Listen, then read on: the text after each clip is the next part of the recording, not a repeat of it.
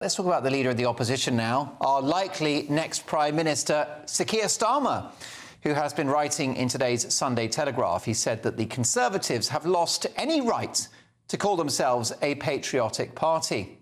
Writing in the paper, he said the Tories don't care if division weakens our nation, if it strengthens their grip on power. They have denigrated some of our proudest national institutions. Well, he goes on to argue that Labour are now the party of patriotism. Is he right? Let's ask the vigorously patriotic former government minister and broadcaster Ann Widdecombe. Ann, are Labour now the party of patriotism? No, and if you read that article, I mean, any sane person would just laugh out loud. I mean, one of the criteria that he applies is, he says that it's unpatriotic if you denigrate the big national institutions. Then he quotes two, the BBC and the National Trust. Now, you know, and apparently if you criticise those, you're being unpatriotic. Now, that is the most incredible nonsense. And then he goes on to say that everybody cries woke and that this is undermining free speech. I mean, the reason that people oppose woke is because it undermines free speech. Yeah. I mean, it is the most ludicrous article. It looks as if it wasn't even written by an intern, because no intern would turn out such rubbish as that. And if that is Keir Starmer's own work, I mean, heaven help. And Keir Starmer is clearly trying to love bomb disgruntled Tory voters by writing about patriotism in the Telegraph. Will it work? No, there's only one truly patriotic party in this country at the moment, and that's Reform. And Reform isn't afraid to say that it's patriotic and that there's nothing wrong with patriotism. And Reform is the only one, you know, still really trying seriously to save the union. And I noticed one of the things that Keir Starmer said was, oh, you know, the Tories have weakened the union. Well, what exactly is his contribution be? And where does the patriotism come into it? If, as he did, he wanted to stay with Europe, he wanted us to be continued, to be dominated and dictated to by a foreign power. The man's absolutely loony if he thinks that's patriotism.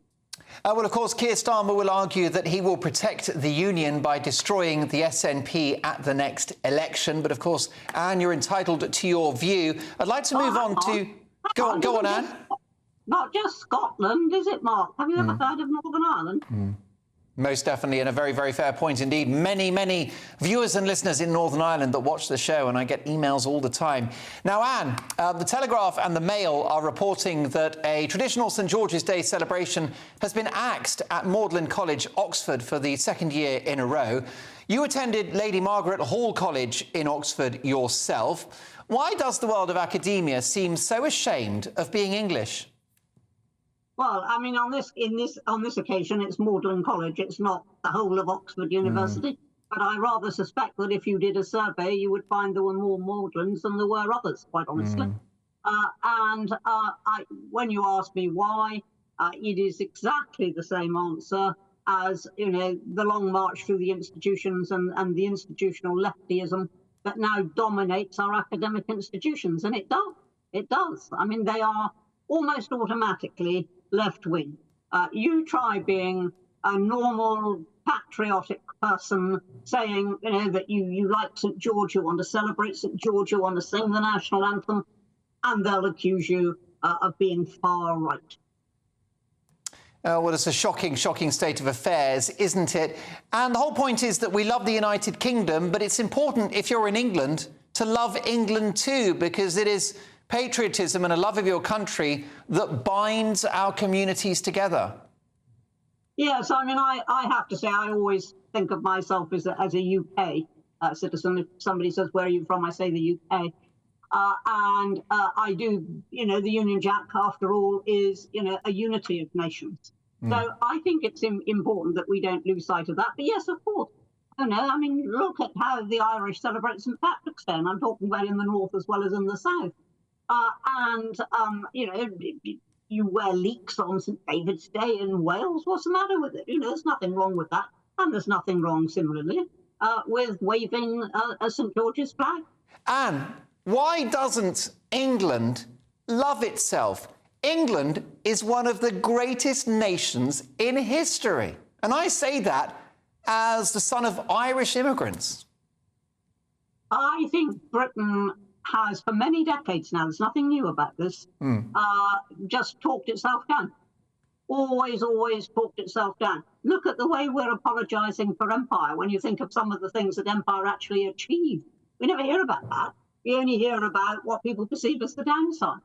And so we talk ourselves down, and we should actually talk ourselves up. And I was rather hoping that post-Brexit, that's exactly what we would start to do. And it's worth pointing out that in one of the most successful schools in this country, the Michaela in London, which is run by Catherine Birbalsingh, they sing the national anthem there. Worth remembering that. Most definitely. You've got to love your country. That is how you bring people together. That is how you have a successful nation. Look at the people of Ukraine, Anne. Examples are legion of communities that stick together and prevail. Now, Anne, oh, by the way, can I just a quick note on Magdalen College in Cambridge? I've got no doubt they would say that they are fiercely patriotic themselves. It is a great college and a great English university, and they will be waving the St George's flag. They'll be flying the St George's flag on their beautiful buildings on Tuesday. So there's no issues there. And can I finish with a shocking story in Scotland? And a prison governor, that's right, Anne, a prison governor has apologised to a double rapist called Isla Bryson after the trans sex offender complained about being misgendered. Now, Bryson was originally named Adam Graham and was convicted of raping two women but prior to his transitioning. Anne, you're furious about this. What do you have to say? Well, if you actually remember, there was a proposal that she should actually go to a women's prison. Yeah. Whereas I think it's still a he, and he's a rapist. Most definitely. If you were still at the Home Office and prisons minister, we can but dream, how would you handle this? How would you handle this case if it was presented to you at your desk? Well, as far as I'm concerned, you don't put rapists in a women's prison, so that's the first thing. So there would never have been any question in my mind about putting Isla Bryson in a women's prison. And secondly, there are two genders. There are not 142 genders. And I'm afraid I probably would say to the governor, look, you are dealing here with a rapist. Don't apologise for tripping. Anne, thank you so much. Of course, the prisons management would argue that they have to follow certain rules and regulations in regard to how people identify, what their pronouns might be, which would explain the apology. They simply want to acknowledge that the world is a changing place. But I think, of course, it's a place that's losing its mind, Anne. I think we agree on that one. I look forward to catching up in a week's time. Have a good one. My thanks to former Government Minister Ann Widdecombe.